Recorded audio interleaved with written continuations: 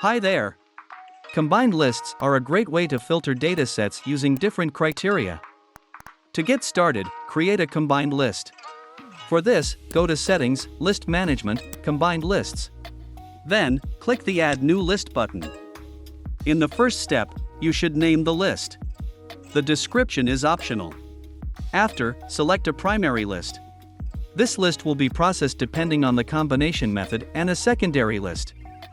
So the second step requires setting a combination method. There are two of them available, Intersect and Exclude. Intersect mutualize two lists to delete or anonymize items from the primary list that are included in the secondary list. Exclude, this method, on the contrary, processes items from the primary list that are not exist in the secondary list.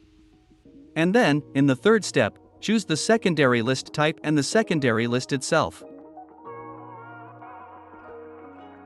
The secondary list plays the filter role for the items from the primary list. For example, we need to delete contacts who do not belong to any organization.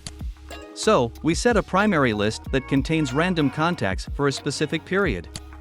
Then, select the Exclude method. Finally, set the organization list type and choose a necessary list. When you are done, click Save. To launch the deletion or anonymization process, go to the Combine Lists page, select a requirable item, load the list and hit Process GDPR request. Then, continue configurations and data processing as usual.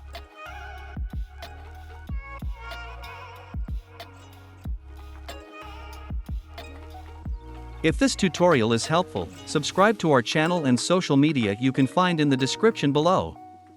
Also, visit our Growthdot.com to learn more about the GDPR compliance features. Thank you for watching, and see you in the next video.